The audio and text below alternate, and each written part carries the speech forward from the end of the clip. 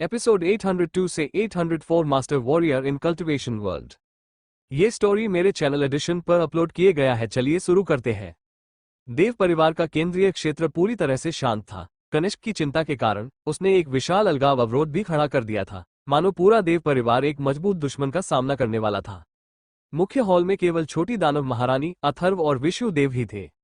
वरिष्ठ चिकित्सा संत, वो शब्दों की कोई जरूरत नहीं है। विष्णुदेव ने मुस्कुराते हुए अथर्व को छोटी दानव महारानी की हालत के बारे में बताने से रोका और अपनी थोड़ी पीली भुजाओं को फैलाया और कहा, इस बूढ़े को पहले उसकी नाड़ी जांचने दो। छोटी दानव महारानी, कृपया आराम से रहो। इस बूढ़े ने हमेशा हवा के जरिए एक महिला की नाड़ी की जांच की है। आपको बस अपनी सांस को शांत करने की जरूरत है।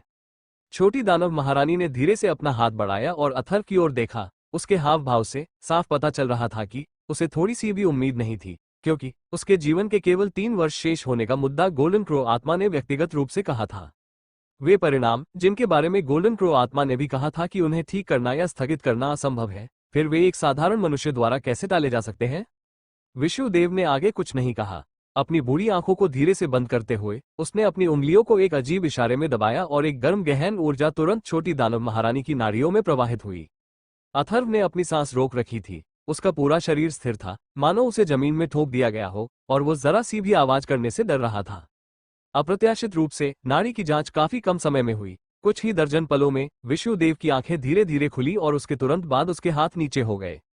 वरिष्ठ, वो कैसी है? अथर्व ने जल्दी से पूछा। विष्णुदेव एक पल के लिए चुप हो गया, फिर धीरे से बोला, लगातार अपार शक्ति की तलाश में रहने के बाद, जिसे उसकी मिस्टिक वैन संभवतः सहन नहीं कर सकती थी, उसके पास अपनी जीवन शिरा को एक संयुक्त पोत के रूप में एकीकृत करने के अलावा कोई विकल्प नहीं बचा था। वर्तमान में उसकी लगभग आधी जीवन रेखा पहले ही सूख चुकी है और अगर यही स्थिति बनी रही तो 2 साल में यह निश्चित रूप से पूरी तरह से सूख जाएगी।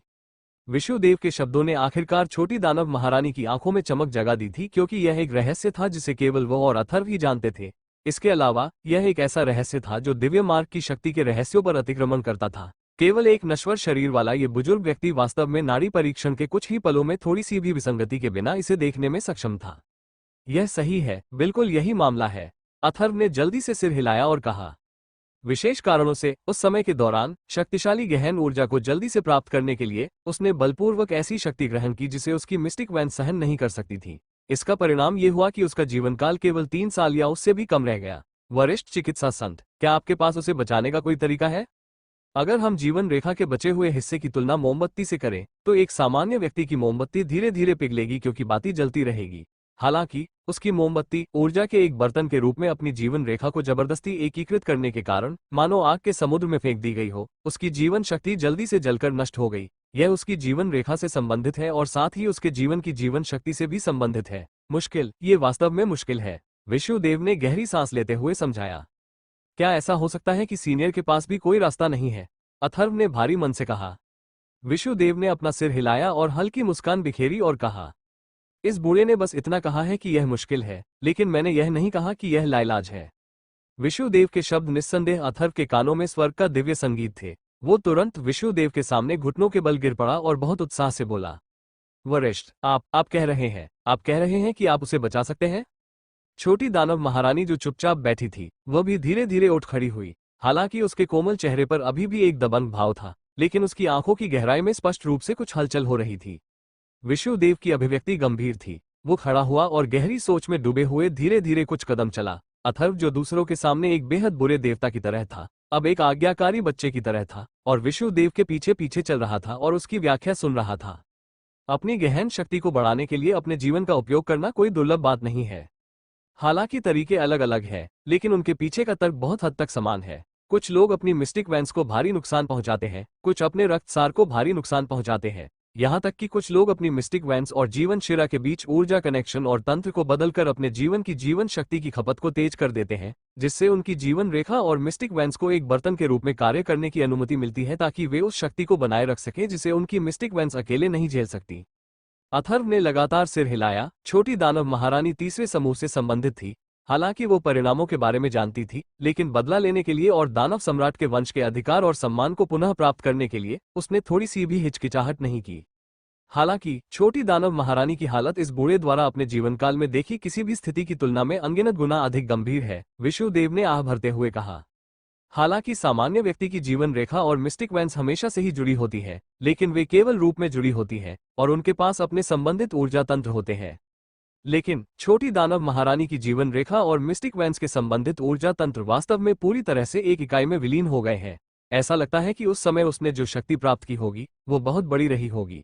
यदि यह केवल एक छोटा सा कनेक्शन होता तो किसी की गहन शक्ति को कमजोर करके उसके जीवन को बचाना संभव था। हालांकि उसकी जीवन रेखा और मिस्टिक वेंस पूरी तरह से एक इकाई में विलीन हो गई है। भले ही उसकी सारी गहन ऊर्जा कमजोर हो गई हो, वो बस कुछ महीने और जीवित रहेगी। अथर्व ने फिर सिर हिलाया। अगर उसकी गहन शक्ति को कम करने से छोटी दानव महारानी के जीवन की ऊर्जा को बहने से रोका जा सकता था, तो अथर्व अब तक इसके बारे में कैसे चिंतित हो सकता था। उसके आसपास होने पर अगर छोटी दानव महारानी अपंग भी हो जाती तो क्या फर्क पड़ता। विष्णुदेव ने अथर्व को देखा और मुस्कुराते हुए कहा, छोटे भाई, ऐसा लगता है कि इस बूढ़े ने जो कुछ भी कहा है तुम उसके बारे में बहुत पहले से जानते हो। अथर्व ने सिर हिलाया और कहा, ये जूनियर चिकित्सा ज्ञान में भी थोड़ा कुशल है और इस जूनियर ने हमेशा अपनी स्थिति को किसी और की तुलना में बेहतर समझा है। इस जूनियर की विनम्र राय में उसे बचाने के लिए मैं केवल यही सोच सकता हूं कि उसकी जीवन अवधि को बेतहाशा बढ़ाया जाए। हालांकि चाहे हम कितनी भी कोशिश कर लें, भले ही हम मायावी दानव क्षेत्र में सभी उपयोगी संसाधनों को खर्च कर दें, ये केवल बाल्टी में एक बूंद होगी। जब उसने उस समय जैस्मीन से पूछा तो जैस्मीन ने उसे दो तरीके बताए। एक, वो रौद्र के महान मार्ग में पर्याप्त ऊंचाई तक पहुंचने के बाद बलपूर्वक छोटी दानव महारानी की आयु बढ़ा सकता था। दूसरा, वो जीवन और मृत्यु की आदिम मुहर की खोज कर सकता था और छोटी दानव महारानी को असीमित अटूट जीवन जीने की अनुमति दे सकता था। लेकिन ये दोनों अथर्व के दायरे में नहीं थे। विष्णुदेव के कदम रुक गए और उसने मुस्कुराते हुए कहा, तो क्या तुमने कोई दूसरा तरीका सोचा है? और वह यह है कि पहले उसकी सारी गहन ऊर्जा को बाहर निकालो और फिर उसकी जीवन रेखा और मिस्टिक वेंस के ऊर्जा तंत्र को फिर से अलग करो। अथर्व एक पल के लिए स्तब्ध रह गया और फिर जवाब दिया, अगर जीवन रेखा और मिस्टिक वेंस के ऊर्जा तंत्र को फिर से अलग किया जा सकता है तो ये स्वाभाविक रूप से इस समस्या को हल करने का सबसे सही तरीका होगा, लेकिन यह मूल रूप से असंभव है। उसकी जीवन रेखा और मिस्टिक वेंस की संपूर्णता जुड़ गई है और वे पूरी तरह से एक इकाई है। अगर हम उन्हें जबरदस्ती अलग करने की कोशिश करते हैं तो न केवल ये स्वर्ग में कदम रखने जितना कठिन होगा, बल्कि अगर थोड़ी सी भी गलती हुई तो यह ऊर्जा तंत्र को बहुत गड़बड़ कर देगा और वो तुरंत अपनी जान गंवा देगी। अथर्व की आत्मा अचानक कांप उठी और उसने आगे कहा, वरिष्ठ, क्या आप जीवन रेखा और मिस्टिक वेंस को फिर से अलग करने का कोई तरीका जानते हैं? विष्णुदेव ने सीधे जवाब नहीं दिया बल्कि सिर हिलाते हुए कहा, मनुष्य के शरीर को एक अद्वितीय और पूर्ण छोटी दुनिया के रूप में देखा जा सकता है। चूंकि यह पूर्ण और अद्वितीय है, इसलिए कर्म के चक्र से बच पाना या असंभव होने के पीछे कोई तर्क नहीं है। यदि यह एक सहज प्रवाह है तो इसे निश्चित रूप से मोड़ा जा सकता है। यदि उन्हें मिलाया जा सकता है तो उन्हें निश्चित रूप से अलग किया जा सकता है। यह उस औषधि शास्त्र के पीछे की नींव है जिसका अध्ययन ये बूढ़ा करता है। ये चिकित्सा ज्ञान की वही मूल बातें थी जो अथर्व ने विष्णुदेव से सीखी थी। जैसा कि बताया गया था, दुनिया में ऐसी कोई बीमारी नहीं थी जिसका इलाज न हो, और अगर ऐसा होता भी तो इसका मतलब सिर्फ इतना होता कि उसे ठीक करने का तरीका अभी तक नहीं खोजा जा सका है। अगर यह कुछ महीने पहले की बात होती तो ये बूढ़ा निश्चित रूप से जीवन रेखा और मिस्टिक वेंस के बीच विलेत ऊर्जा तंत्र को बलपूर्वक अलग करने में असमर्थ होता। लेकिन 3 महीने पहले इस बूढ़े ने आखिरकार एक शास्त्र को समझ लिया है जिसके बारे में इस बूढ़े को कई दर्जन सालों से संदेह था। विष्णुदेव पहले से ही चिकित्सा ज्ञान की अपनी व्याख्या में लीन लग रहा था और वह अनजाने में ही उस चिकित्सा शास्त्र को पढ़ने लगा। जीवन की शुरुआत, परिसंचरण द्वारा संचालित शून्यता, मोहर का विनियमन, जीवन और मृत्यु का विरोधाभास, सकारात्मक और नकारात्मक ऊर्जा। शुरुआत से ही अद्वितीय समृद्धि की ओर ले जाता है। मनुष्यों की सांस परिसंचरण को पार करती है। जैसे ही अथर्व ने विष्णुदेव के कोमल पाठ को सुना तो उसकी चेतना धीरे धीरे धुंधली हो गई और उसके गुरु द्वारा उसे स्वर्गीय चिकित्सा मैनुअल सिखाने का दृश्य धीरे धीरे उसकी आंखों के सामने उभर आया। अनजाने में वो उसके साथ धीरे धीरे पाठ पढ़ने लगा। जब विष्णुदेव ने रुककर देखा तब भी अथर्व ने अपने मन से अपना पाठ जारी रखा। फूल और शांति, अराजकता और गंदगी, विपरीत ऊर्जा की समृद्धि। जब उसे आखिरकार होश आया तो विष्णुदेव का चेहरा पहले से ही पूरी तरह से शांत हो चुका था और उसने चौंककर अथर्व को देखते हुए पूछा, छोटे भाई, तुम्हें स्वर्गीय चिकित्सा मैनुअल के बारे में कैसे पता? अथर्व के पास स्पष्टीकरण देने के अलावा कोई विकल्प नहीं था। उसने मुंह खोला और कहा, जब ये जूनियर उस समय औषधीय कला का अभ्यास कर रहा था तो मैंने जो पढ़ा वो स्वर्गीय चिकित्सा मैनुअल था। क्या ऐसा हो सकता है कि सीनियर भी स्वर्गीय चिकित्सा मैनुअल पढ़ते हैं? तो यह वास्तव में एक संयोग है, जैसा कि अपेक्षित था। ये जूनियर सीनियर के साथ एक गहरी नियति साझा करता है। ऐसा लगता है कि इस दुनिया में केवल एक ही स्वर्गीय चिकित्सा मैनुअल नहीं है। हालांकि इस जूनियर की चिकित्सा के तरीके में उथली साधना है। हालांकि यह जूनियर स्वर्गीय चिकित्सा मैनुअल से परिचित है, लेकिन ऐसे कई शास्त्र हैं जिन्हें ये जूनियर समझने में विफल रहता है। शास्त्रों का वो सेट जिसे सीनियर ने अभी सुनाया है वो कुछ ऐसा है जिसे ये जूनियर बिल्कुल भी समझने में असमर्थ है। क्या ऐसा हो सकता है कि सीनियर ने पहले ही उसमें महारत हासिल कर ली है? सिर्फ वही नहीं, बल्कि उसके गुरु विष्णुदेव भी इन शास्त्रों को समझने में असमर्थ थे। यहाँ तक कि अपनी मृत्यु तक भी वे इसे समझ नहीं पाए थे। क्या ऐसा हो सकता है कि इस जीवन में उसने वास्तव में इसे समझ लिया हो? मैं समझ गया। हालांकि विष्णुदेव अभी भी हैरान था, लेकिन उसने जांच जारी नहीं रखी और इसके बजाय आगे कहा, इन शास्त्रों में मानव शरीर के भीतर असंख्य ऊर्जाओं के स्रोत के पीछे तर्क समाहित है। इस बूढ़े ने आधे जीवन तक इसका अध्ययन किया है और अभी अभी इसके पीछे की कुंजी को समझा है। कुंजी वास्तव में सकारात्मक और नकारात्मक ऊर्जाओं के पीछे है। यदि इसके पीछे का तर्क समझ में आ जाए तो जीवन रेखा और मिस्टिक वैंस के बीच ऊर्जा तंत्र को अलग करना संभव हो सकता है। हालांकि यह प्रक्रिया लंबी और कठिन हो सकती है, लेकिन निश्चित रूप से कुछ असंभव नहीं है।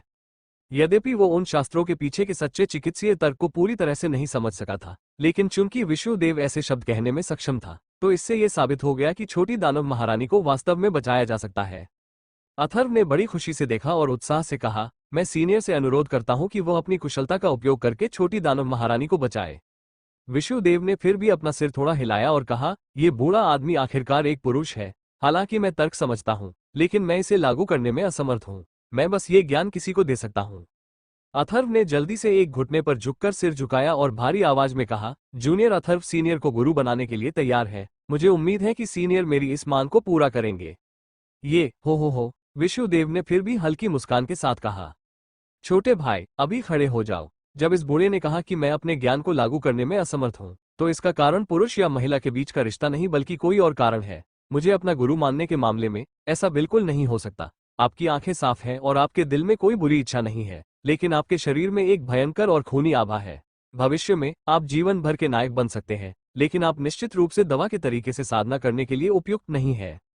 अथर्व उदास भाव से खड़ा हो गया और उसके दिल में शर्म भर गई। यह सही है, वो अब उस मानसिक स्थिति में वापस नहीं जा सकता था जो तब थी जब वह अपने गुरु के साथ दुनिया की यात्रा कर रहा था। वो अब हमेशा के लिए उस स्थिति में वापस नहीं जा सकता था। उस समय अथर्व ने पूरे दिल से चिकित्सा के मार्ग का अनुसरण किया और उसकी सबसे बड़ी इच्छा थी कि वह अपनी चिकित्सा तकनीकों में अपने गुरु से आगे निकल जाए, अपने गुरु से प्रशंसा पाए और भी अधिक लोगों को बचाए। लेकिन वर्तमान अथर्व की तुलना में वे दो लोग थे जो पूरी तरह से अलग दुनिया से थे। अब वो वास्तव में यह उम्मीद नहीं कर सकता था कि विष्णुदेव एक बार फिर उसे अपना शिष्य बना लेगा। छोटी दानव महारानी के मामले में अब और देरी नहीं की जा सकती। इस बूढ़े को पहले से ही एक विचार का आभास है और मैं निश्चित रूप से अपना सर्वश्रेष्ठ प्रयास करूंगा। बस इतना है कि इसके बाद सब कुछ नियति पर निर्भर करेगा। विष्णुदेव ने ऐसी बातें कही जो अथर्व को समझ में नहीं आई। फिर विष्णुदेव अचानक बोला, छोटे भाई क्या मैं आपको एक बात के बारे में परेशान कर सकता हूँ? अथर्व ने जल्दी से जवाब दिया, बस मुझे बताइए कि आपको क्या चाहिए सीनियर। ओह, ये जूनियर अनुरोध करता है कि सीनियर अब से मुझे अथर्व कहकर ही बुलाएं। हो, ये भी ठीक है। विष्णुदेव ने हल्की मुस्कान के साथ सिर हिलाते हुए कहा, अथर्व क्या तुम मिस आद्रिका को यहाँ बुला सकते हो? आद्रिका, ठीक है। अथर्व ने विवरण नहीं पूछा। वो तुरंत हॉल से बाहर निकल गया और जाने के कुछ समय बाद आद्रिका को लेकर वापस आ गया। वरिष्ठ चिकित्सा संत, आद्रिका ने चेहरे पर आशंकित और हैरान भाव के साथ पूछा, क्या आपको मुझे कुछ करने का निर्देश देने की जरूरत है? विष्णुदेव ने अपना सिर हल्के से हिलाया। उसने अपनी आंखों से आद्रिका को ऊपर से नीचे तक नापा और उसकी नजर काफी देर तक उसकी आंखों पर टिकी रही। उसके बाद उसने बार बार अपना सिर हिलाया। उसका चेहरा काफी उत्साहित हो गया और उसने खुशी के भाव से कहा, 10 साल पहले से इस बूढ़े ने उस व्यक्ति की तलाश शुरू कर दी थी जो मेरे द्वारा जीवन भर निखारे गए चिकित्सा कौशल को विरासत में ले सके। लेकिन पूरे 10 सालों में मेरी खोज का कोई नतीजा नहीं निकला। आखिरकार ये दुनिया एक ऐसी दुनिया है जिस पर अथाह ताकत का शासन है। हर कोई अथाह ताकत का पीछा करता है, हर कोई सत्ता और प्रभाव का पीछा करता है। वे लोग इस अश्लील दुनिया से ताल्लुक रखते हैं, इसलिए उनमें से कितने लोगों से उम्मीद की जा सकती है कि वे इस दुनिया को चलाने वाली अश्लील इच्छाओं से बेदाग रहेंगे और वास्तव में अपने दिलों को चिकित्सा के रास्ते पर लगा देंगे? पिछले कुछ सालों में ये बूढ़ा व्यक्ति मेरी खोज को पूरी तरह से छोड़ने के लिए लगभग तैयार था और मैं बचपन से ही एक शिष्य का पालन पोषण करने जा रहा था ताकि मैं उसके विचारों और आत्मा को शुद्ध कर सकूं और उसे इस बूढ़े व्यक्ति की विरासत को विरासत में लेने के लिए तैयार कर सकूं। लेकिन मुझे ये भी डर था कि मैं दशकों के प्रयास और पालन पोषण को बर्बाद कर दूंगा, क्योंकि किसी व्यक्ति की जन्मजात प्रकृति का निर्धारण करना कठिन होता है। अथर्व, लेकिन जब ये बूढ़ा आपसे मिला मिस आद्रिका, तो मुझे एक उम्मीद देखने को मिली है। विष्णुदेव ने भावुक होकर आद्रिका को देखते हुए कहा। मैं, आद्रिका ने कहा। विष्णुदेव के शब्दों ने उसे कुछ देर के लिए चौंका दिया था। मिस आद्रिका, इस बूढ़े ने अपने जीवन में अनगिनत लोगों को जाना है, लेकिन इस बूढ़े ने केवल एक ही व्यक्ति को देखा है जिसकी आंखें और दिल आपके जैसे साफ और बेदाग है। मुझे आश्चर्य है। विष्णुदेव के इस बिंदु पर पहुंचने के बाद उसके चेहरे पर वास्तव में एक घबराहट का भाव दिखाई दिया और उसने आगे कहा, मुझे आश्चर्य है कि क्या आपको चिकित्सा के तरीके में कोई दिलचस्पी है? विष्णुदेव ने इतना कहा तो अथर्व को उसकी मंशा का एहसास कैसे नहीं हुआ। वो बेहद हैरान और उत्साहित स्वर में चिल्लाया, आद्रिका, जल्दी करो और अपने मास्टर को सम्मान दो। एक धमाके के साथ आद्रिका अपने घुटनों पर भारी होकर गिर पड़ी और जल्दी से बोली, जूनियर आद्रिका, अनुरोध करती है कि सीनियर मुझे अपना शिष्य स्वीकार करें। अब से मैं अपनी पूरी आत्मा मास्टर का अनुसरण करने और चिकित्सा के अध्ययन के लिए समर्पित कर दूंगी। मैं भी मास्टर के वचनों का बहुत आज्ञाकारी रहूंगी। विष्णुदेव का चेहरा आद्रिका से भी ज्यादा भावुक था। उसकी आंखों की पलकें नम हो गईं और उसने कहा, मिस आद्रिका, क्या आप वाकई इस बूढ़े से चिकित्सा का तरीका सीखने को तैयार हैं? आद्रिका ने ईमानदारी से उत्तर दिया, वरिष्ठ चिकित्सा संत को अपना गुरु बना पाना आद्रिका का सौभाग्य है और यह आद्रिका की हमेशा से इच्छा रही है। बस मैं मूर्ख हूँ, इसलिए अब से मैं अनुरोध करती हूँ कि मास्टर मुझे बहुत कुछ सिखाएं। अथर्व ने अपना हाथ अपने सीने पर रखा। उसके चेहरे पर एक अविश्वसनीय रूप से खुशी भरी मुस्कान फैल गई। केवल वही जानता था कि आद्रिका ने जो शब्द अभी कहे थे कि यह आद्रिका की भी हमेशा से इच्छा रही है, निश्चित रूप से कोई खोखला वादा नहीं था। इतने सालों पहले वो अथर्व की तरह बनना चाहती थी और विष्णुदेव से चिकित्सा का तरीका सीखना चाहती थी। विष्णुदेव भी उससे बहुत प्रसन्न था, लेकिन बात बस इतनी थी कि वो अपने जीवनकाल में अपनी विरासत केवल एक शिष्य को ही दे सकता था। असाधारण रूप से उदार और सौम्य विष्णुदेव केवल इसी एक चीज में बेहद दृढ़ था। बाकी हर चीज में वो समझौता करने को तैयार था, लेकिन इस चीज में नहीं। इस वजह से भले ही आद्रिका कई सालों तक विष्णुदेव और अथर्व के साथ रही थी, अंत में वो कभी उसकी शिष्या नहीं बन पाए। लेकिन किसने सोचा था कि उसकी इच्छाएं इस समय पूरी होंगी? अच्छा, बहुत अच्छा, ये सच में बहुत अच्छा है, विष्णुदेव ने कहा। उसने बार बार अपना सिर हिलाया क्योंकि उसकी भावनाएं लगभग उस पर हावी हो गई थीं, क्योंकि विष्णुदेव के लिए ये वास्तव में उसके जीवन की सबसे बड़ी इच्छा थी। वो धीरे धीरे आद्रिका की ओर चला। उसके बाद उसने अपनी उंगली से कांसे की अंगूठी निकाली और खुद उसे आद्रिका के बाएं हाथ की उंगली पर पहना दिया और कहा, आद्रिका, अब से तुम मेरी, विष्णुदेव की एकमात्र निजी शिष्या हो, वो जो मेरी विरासत को आगे बढ़ाएगी। तुम्हारे गुरु किसी संप्रदाय या कबीले से नहीं है और उनके पास कोई शक्ति या अधिकार नहीं है, इसलिए मैं तुम्हें किसी भी तरह की महिमा या शक्ति नहीं दे सकता। मैं तुम्हें केवल वही सत्य दे सकता हूं जो मैंने चिकित्सा के तरीके से और चिकित्सा के तरीके का अनुसरण करने वाले व्यक्ति के हृदय से समझा है। वो अंगूठी जो इतने सालों पहले अथर्व की उंगली में थी, अब आद्रिका के पास थी। ये भाग्य का एक अद्भुत मोड़ था और ऐसा लग रहा था जैसे वे वास्तव में पूर्ण चक्र में आ गए हो। आद्रिका ने गहरा प्रणाम किया और कहा, शिष्य आद्रिका मास्टर को नमस्कार करती है। अथर्व, जो इन घटनाओं का एक दर्शक था, वो इतना उत्साहित था कि उसके चेहरे पर एक दांतेदार मुस्कान हमेशा के लिए चिपक गई थी। भले ही वो अब विष्णुदेव का शिष्य बनने के योग्य नहीं था, लेकिन आद्रिका उसका शिष्य बन गई थी और उसके गुरु की लंबे समय से चली आ रही इच्छा आखिरकार पूरी हो गई थी। ये बस एक ऐसा निष्कर्ष था जिसने उसे दोनों दुनियाओं का सबसे अच्छा हिस्सा पाने की अनुमति दी। नहीं, वास्तव में इससे वो और भी अधिक संतुष्ट हो गया। इशिता, तुम्हें बचाया जा सकता है, तुम्हें सचमुच बचाया जा सकता है। अथर्व ने छोटी दानव महारानी का हाथ पकड़ लिया और भावुक होकर उसके कानों में चिल्लाया, यह व्यक्ति वास्तव में कौन है? छोटी दानव महारानी ने भौहें सिकोड़ते हुए पूछा। उसने पहले कभी अथर्व को किसी के प्रति इतने सम्मान और श्रद्धा से पेश आते नहीं देखा था, लेकिन विष्णुदेव के सामने वो पूरी तरह से सम्मान और श्रद्धा से भरा हुआ था और वो विष्णुदेव के मुंह से निकलने वाले हर शब्द पर कूद पड़ता था। वो विष्णुदेव के सामने उससे कहीं अधिक अच्छा व्यवहार कर रहा था। यह निश्चित रूप से कोई ऐसा व्यक्ति नहीं था जिसे वो बाहर से लाया था। यदि पर्याप्त कारण नहीं था और उनका रिश्ता इतना गहरा नहीं था, तो अथर्व के अहंकार को देखते हुए जो उसकी हड्डियों में समाया हुआ था, उसके लिए किसी दूसरे के सामने इतना आज्ञाकारी होना कैसे संभव हो सकता था? अथर्व ने कुछ देर सोचा और फिर बहुत भावुकता के साथ बोला, मेरे चिकित्सा कौशल और दवा और जहर के बारे में मेरे पास जो भी ज्ञान है वो मैंने उससे सीखा है। मैं उसका जितना ऋणी हूँ, वो आकाश से भी बड़ा है, बस उसे अब ये सब याद नहीं है। छोटी दानव महारानी की खूबसूरत आंखों में गहरा आश्चर्य झलक उठा। तब अथर्व ने हल्की मुस्कान के साथ कहा, अभी इन सभी बातों को समझाना बहुत मुश्किल है। मैं भविष्य में आप सभी को धीरे धीरे ये सब समझाऊंगा। आप सभी को लगता है कि मेरी चिकित्सा कौशल वास्तव में बहुत बढ़िया है, लेकिन वे उसकी चिकित्सा कौशल की तुलना में फीके हैं। चूंकि उसने व्यक्तिगत रूप से कहा है कि आपको बचाने का एक तरीका है, तो निश्चित रूप से आपको बचाने का एक तरीका है। यद्यपि गोलनक्रा आत्मा और जैस्मीन ने भी कहा था कि छोटी दानव महारानी को बचाना असंभव था, लेकिन ये केवल वही ज्ञान था जो वे गहन मार्ग के अपने ज्ञान से जानते थे। लेकिन जब बात चिकित्सा के तरीके की आई, तो विष्णुदेव ही पूर्ण विशेषज्ञ था, एक ऐसे व्यक्ति के रूप में जो वास्तव में ईश्वर से भाग्य छीन सकता था। अगर उसने कहा कि यह संभव है, तो यह निश्चित रूप से संभव था। विष्णुदेव और आद्रिका ने गुरु और शिष्य के रूप में उन्हें मान्यता देते हुए एक साधारण समारोह पूरा किया था। जब अथर्व इतने साल पहले वयस्क हो गया था, तो विष्णुदेव ने उसकी भी आधिकारिक प्रशिक्षुता की पुष्टि करने के लिए एक बहुत ही साधारण समारोह आयोजित किया था। विष्णुदेव ने पलटकर हल्की मुस्कान के साथ कहा, छोटी दानव महारानी, भले ही यह बूढ़ा जानता है कि आपकी बीमारी का इलाज कैसे किया जाना है, लेकिन अब जब इसमें आपकी जीवन रेखा की ऊर्जा शामिल है, तो इसका इलाज केवल एक महिला द्वारा ही किया जा सकता है, क्योंकि महिलाओं के पास समान ऊर्जा होती है। आधे साल के भीतर ये बूढ़ा सबसे पहले आद्रिका को ऊर्जा के पीछे के सिद्धांतों के बारे में बताएगा। उसके बाद हम आपको इस बीमारी से छुटकारा दिलाने का प्रयास कर सकते हैं। भले ही आद्रिका चिकित्सा के तरीके में नौसिखिया है, लेकिन अपने शुद्ध और बेदाग दिल के साथ वो निश्चित रूप से आधे साल के समय में ये करने में सक्षम होगी। छोटी दानव महारानी ने विष्णुदेव को सिर हिलाकर प्रणाम किया और कहा, तब मैं तुम्हारी देखभाल में रहूंगी। आद्रिका, जो विष्णुदेव के पास खड़ी थी, वह भी अथर्व को आंख मारते हुए प्रसन्नतापूर्वक मुस्कुराई।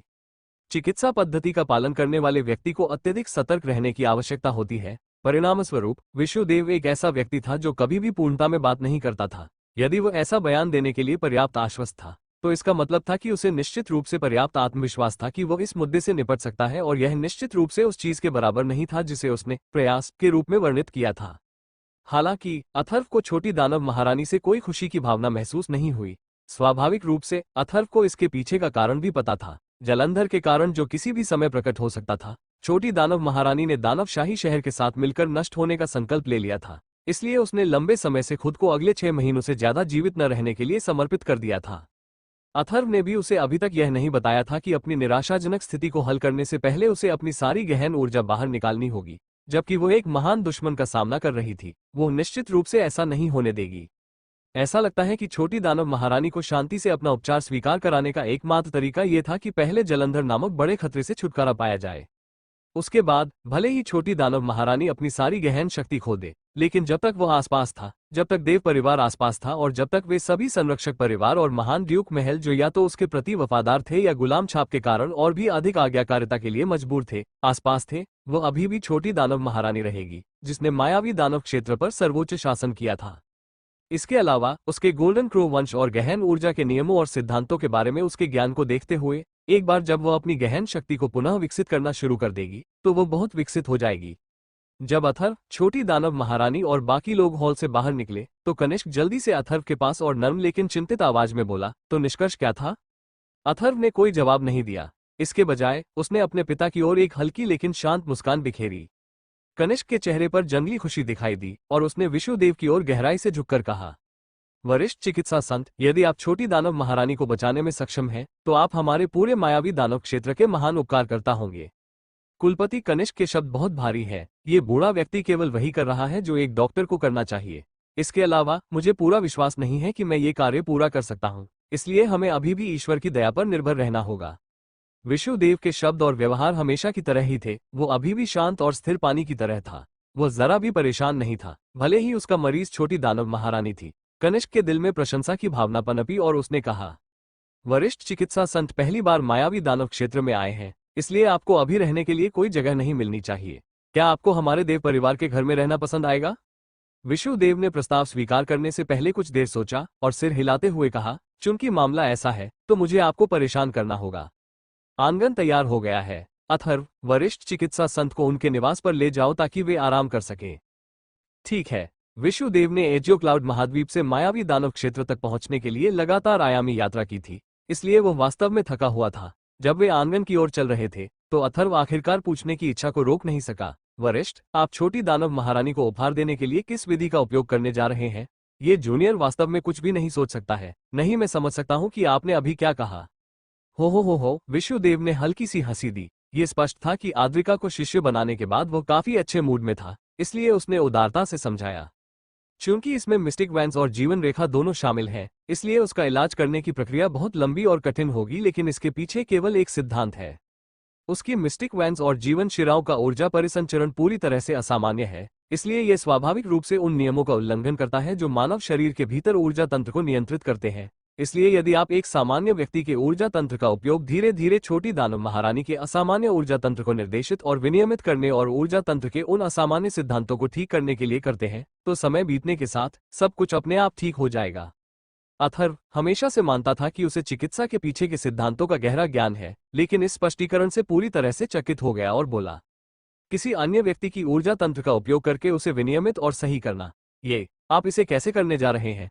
क्या ऐसा हो सकता है कि आप उस चिकित्सा सिद्धांत का उपयोग करेंगे जो उस चिकित्सा पुस्तिका में बताया गया था?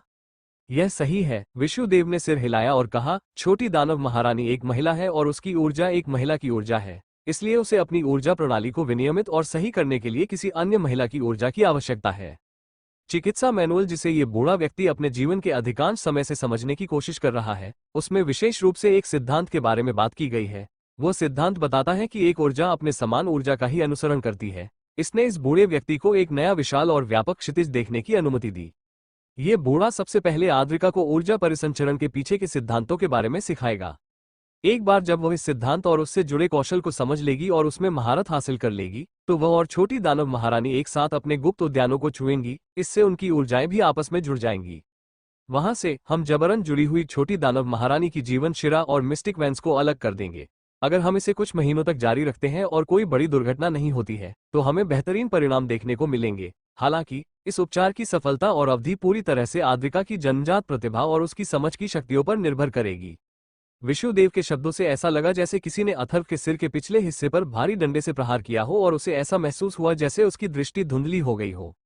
वो विष्णुदेव के बाकी शब्दों से पूरी तरह चकित था, लेकिन वह निश्चित रूप से शब्दों का अर्थ समझ गया था। उनके गुप्त उद्यानों को एक साथ स्पर्श करना। उनके गुप्त उद्यानों को एक साथ स्पर्श करना। आद्रिका और छोटी दानव महारानी। धिक्कार है ये वो दृश्य। इसके अलावा छोटी दानव महारानी के स्वभाव को देखते हुए वो निश्चित रूप से इसे स्वीकार नहीं कर पाएगी। वह इस तरह के उपचार से गुजरने के बजाय मरना पसंद करेगी। अथर्व के अलावा उसने किसी और को अपनी उंगलियां छूने की भी अनुमति नहीं दी थी और इसमें अन्य महिलाएं भी शामिल थीं।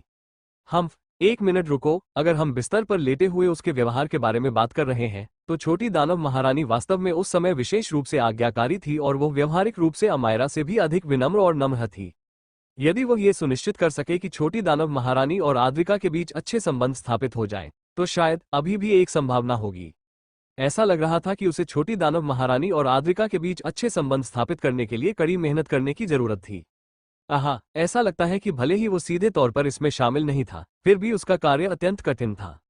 जैसे ही अथर्व धीरे धीरे उसके बगल में मौन में डूब गया, तो विष्णुदेव को लगा कि वो गहरे और गहन विचारों में डूब गया है। लेकिन उसे यह नहीं पता था कि अथर्व का दिमाग वास्तव में हजारों जंगली, भ्रष्ट विचारों से भरा हुआ था। अथर्व के आगमन के बाद देव परिवार पहले की तुलना में कई गुना अधिक जीवंत हो गया था और पूरे दानवशाही शहर के माहौल में भी बड़ा बदलाव आया था। अथर्व के प्रति कनिष्क के भरोसे के कारण उसने विभिन्न महान परिवारों और ड्यूक महलों को एक ध्वनि संदेश भेजा, जिसमें उन्हें युद्ध की तैयारी को अस्थायी रूप से रोकने का निर्देश दिया गया। हालांकि जलंधर ने दानवशाही शहर में जो छाया डाली थी वो बहुत भारी थी, इसलिए दानवशाही शहर को घेरने वाला तनावपूर्ण और धूसर वातावरण इस वजह से कमजोर नहीं हुआ। दूसरी तरफ बिना किसी संदेह के आकाश महाद्वीप भी निश्चित रूप से जलंधर की छाया में घिरा हुआ था। युवान जिसे जलंधर ने एक संभावित खतरे के रूप में देखा था जिसे समाप्त किया जाना था, ब्लू विंड साम्राज्य जिसके बारे में अमायरा चिंतित थी, और दिव्य फीनिक्स संप्रदाय जिसके बारे में रेहानशी चिंतित थी, उनकी सभी की स्थितियां अज्ञात थीं।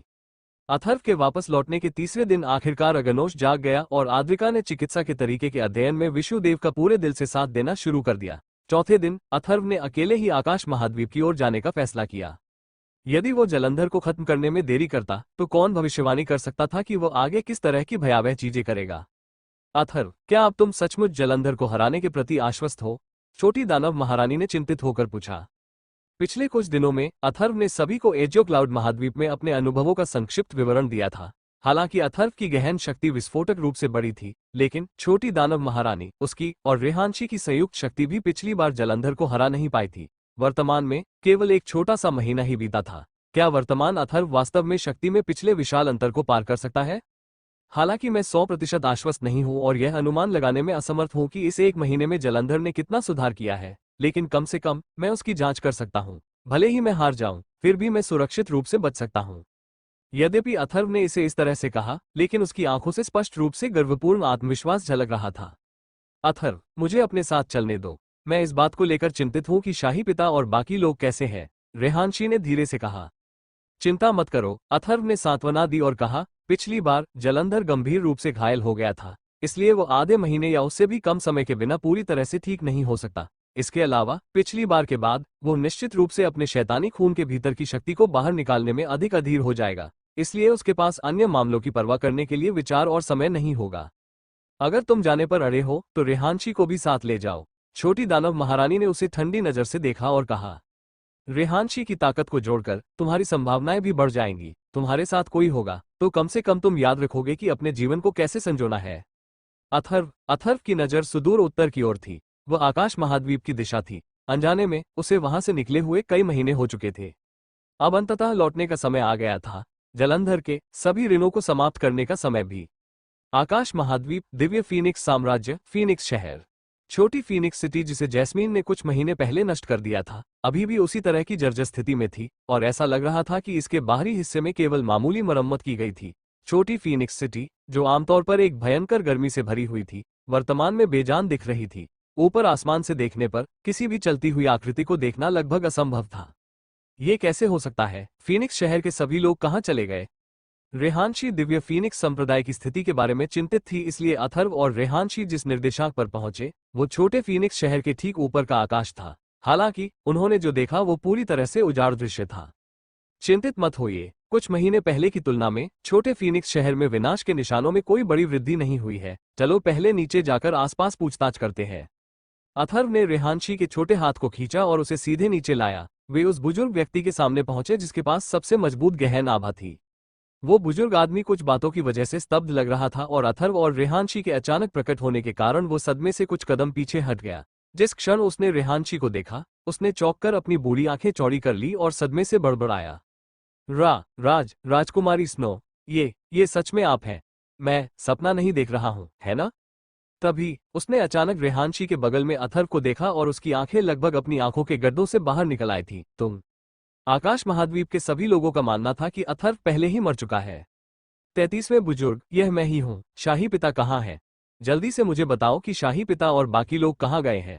रेहानशी ने उत्सुकता से पूछा और उसका शरीर डर से हल्का सिकुड़ गया। वो जवाब सुनने से डर गई जिसके बारे में सोचकर वो घबरा गई थी। लीडर, वह 33वें बुजुर्ग ने गहरी सांस ली और कहा, वह ग्रैंड लीडर और बाकी लोगों के साथ दिव्य महासागर पवित्र भूमि में गए हैं।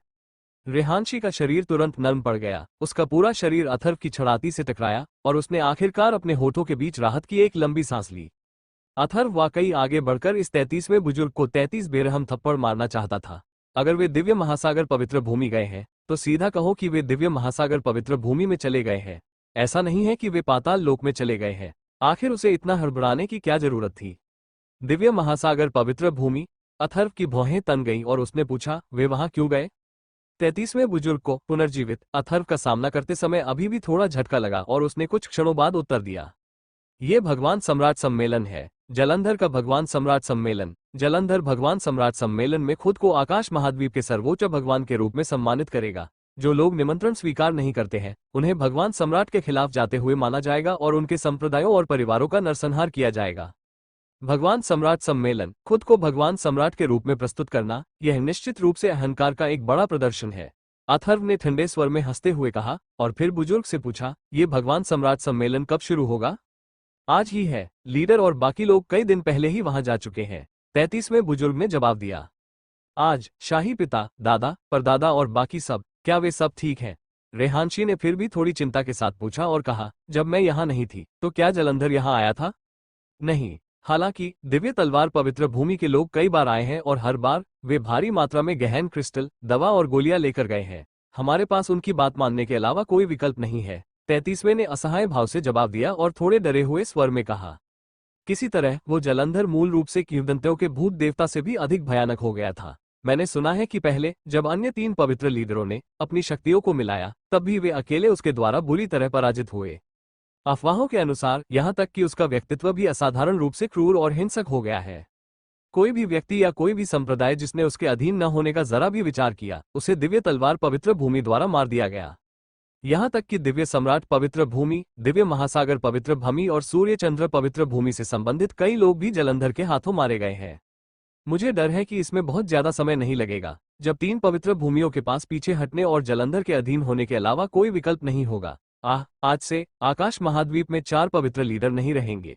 जलंधर के भगवान सम्राट बनने के बाद यह अनुमान लगाना कठिन होगा कि आकाश महाद्वीप का क्या होगा और यह अनुमान लगाना भी कठिन होगा कि हमारे दिव्य फीनिक्स संप्रदाय का क्या होगा। 4 महान पवित्र भूमियां शुरू में एक दूसरे को नियंत्रित करते हुए सह अस्तित्व में थीं। एक के लिए दूसरे पर हावी होना कठिन था और कोई भी बहुत लापरवाही से काम करने की हिम्मत नहीं करता था। अब जब जलंधर एक शैतान देवता में बदल गया था जो अन्य 3 पवित्र लीडर से कहीं आगे है, तो संतुलन का टूटना सिर्फ एक गौण बात थी। जलंधर का व्यक्तित्व अंधेरी गहन ऊर्जा के प्रभाव में और भी अधिक विकृत होता जा रहा था, और भी अधिक हिंसक और क्रूर होता जा रहा था। आकाश महाद्वीप के लिए उसकी शक्ति एक अतुलनीय रूप से भयानक आपदा थी, और यह प्रत्येक बीतते दिन के साथ और भी अधिक भयानक होती जा रही थी।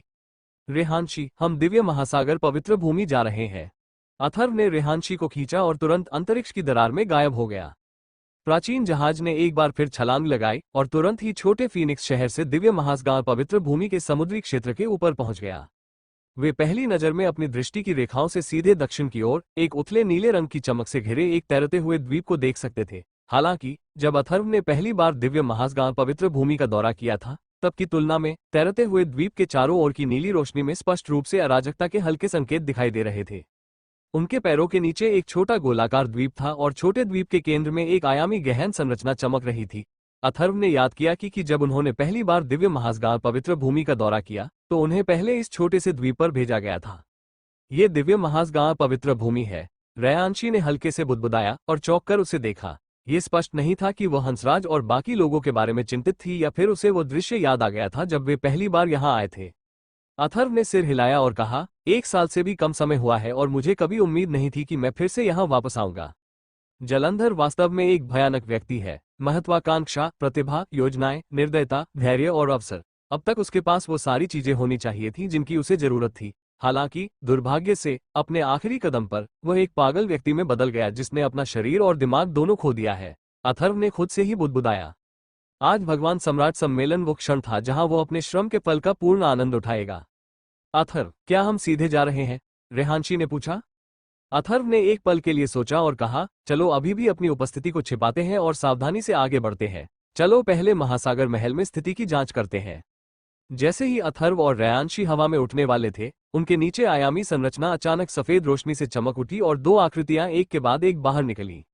हा हा हा हा, आगे चल रहे सफेद वस्त्र पहने युवक ने अचानक अपना सिर उठाया और गहन संरचना से बाहर निकलते ही जोर से हंसा और बोला, इस विस्तृत महासागर क्षेत्र को देखो। इस युवा मास्टर को आखिरकार समझ में आ गया है कि पिताजी ने इस जगह को क्यों चुना है। इस नीले महासागर की विशालता के साथ वास्तव में कोई भी ऐसी जगह नहीं है जहां कोई भाग सके। हो, युवक के पीछे चल रहा बुजुर्ग भी हंस पड़ा और बोला, लेकिन भगवान तलवार मास्टर की वर्तमान दिव्य शक्ति के साथ अगर वह नहीं चाहते कि कोई भाग जाए, तो भगवान तलवार मास्टर के हाथों से कौन बच सकता है? अथर्व और रेहानशी की आकृतियां एक ही समय पर रुक गईं और उनकी नजर उनके नीचे खड़े 2 लोगों पर पड़ी। युवक के पास अंतिम चरण के अधिपति की गहन शक्ति थी, जबकि बुजुर्ग 7वें स्तर का संप्रभु था। उनके दोनों के शरीर तलवार की आभा से लबालब थे। सिकंदर, अथर्व ने धीमी आवाज में कहा, और उसकी आंखों के सामने तुरंत अंधेरा छा गया। आगे चल रहा युवक वास्तव में जलंधर का बेटा था, उसका इकलौता बेटा सिकंदर। हालांकि पूर्व सिकंदर एक शानदार शक्ल रखता था, लेकिन वो मूल रूप से निष्क्रिय आक्रामक ही रहता था। अन्य लोगों की मौजूदगी में उसे अभी भी सतर्क माना जाता था और कभी कभी वह एक नम्र पक्ष भी प्रदर्शित करता था। हालांकि वर्तमान में वह अहंकार और राजसीपन से भरा हुआ था। उसकी आंखें, उसका लहजा, उनमें से कोई भी पागलपन से कम अहंकारी नहीं था। वो मूल रूप से एक सम्राट की तरह था जो अपने देश की ओर इशारा कर रहा था और दुनिया पर हावी था। दुनिया की एक भी चीज उसकी आंखों में नहीं आ सकती थी। और यह परिवर्तन स्वाभाविक रूप से जलंधर की विश्वव्यापी शक्ति से आया।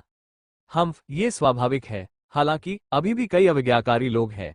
ये हास्यास्पद मूर्ख अभी भी पिता का विरोध करने के बारे में दिवास्वप्न देख रहे हैं। आज पिता उन्हें बताएंगे कि असली शक्ति क्या है। उन अवज्ञाकारी मूर्खों को पता चल जाएगा कि निराशा क्या है, और उनका खून संभवतः इस नीले सागर को ताजा लाल रंग में रंग देगा। भगवान तलवार मास्टर, ओह ऐसा नहीं है। एक साधारण मनुष्य भगवान सम्राट की शक्ति के खिलाफ कैसे जा सकता है? एक बार जब भगवान तलवार मास्टर वास्तव में आज आकाश महाद्वीप के पहले भगवान सम्राट बन जाते हैं, तो यंग मास्टर आकाश महाद्वीप के पहले यंग भगवान मास्टर बन जाएंगे। भविष्य में ये पूरी दुनिया भी यंग भगवान मास्टर की होगी, बुजुर्ग ने मुस्कुराते हुए कहा। हा, सिकंदर अहंकार से हंसा और बोला, सिर्फ आकाश महाद्वीप ही नहीं। एक बार जब भगवान सम्राट सम्मेलन पूरा हो जाता है और एक बार जब उन अवज्ञाकारी लोगों को परिणाम पता चल जाता है, तो पिता तुरंत गहन संरचना का पुनर्निर्माण करेंगे और मायावी दानव क्षेत्र की ओर बढ़ेंगे। एक बार जब वह समय आएगा, तो मायावी दानव क्षेत्र घुटने टेक देगा और आत्मसमर्पण कर देगा या नष्ट हो जाएगा। आप पिता और पुत्र का साझा सुंदर सपना सचमुच दिल से जुड़ा हुआ है। सिकंदर की जंगली हंसी के बीच एक उपहास से भरी बर्फीली आवाज अचानक उसके कानों में गूंजी, जिससे उसके पूरे शरीर के बाल तुरंत खड़े हो गए। ये कौन है? धमाका। अचानक हुई जोरदार धमाकेदार आवाज के बीच सिकंदर के पीछे चल रहा बुजुर्ग व्यक्ति, एक शक्तिशाली स्तर 7 का संप्रभु, बिना समय रहते एक भी चीख निकाले फटी हुई गोभी की तरह उड़ गया और कई किलोमीटर दूर समुद्र में जा गिरा। सिकंदर ने पीछे मुड़कर देखा और उसने आखिरकार अथर्व और रेहानशी के चेहरे देखे। डर के मारे उसकी आंखें तुरंत चौड़ी हो गईं और वह हकलाते हुए बोला, तुम दोनों। उफ। इससे पहले कि सिकंदर समय पर दहाड़ सके, अथर्व का हाथ पहले ही उसकी गर्दन पर कस चुका था, जिससे वह आवाज नहीं निकाल पा रहा था। यहां तक कि हल्की सी कराह भी नहीं सुनी जा सकती थी। युवा मास्टर सिकंदर, सच में बहुत समय हो गया है। अथर्व ने ठंडे स्वर में मुस्कुराते हुए सिकंदर को उठाया और कहा, मैं बस सोच रहा था कि जलंधर के लिए स्वागत उपहार के रूप में क्या ले जाऊं, और अब आप आज्ञाकारी ढंग से मेरे दरवाजे पर आ गए हैं। अगला एपिसोड जल्दी आएगा। तो सब्सक्राइब करो मेरे चैनल एडिशन को और हाँ, लाइक कमेंट शेयर करना ना भूले। जल्दी से 7K करवा दो। मिलते हैं अगले एपिसोड में।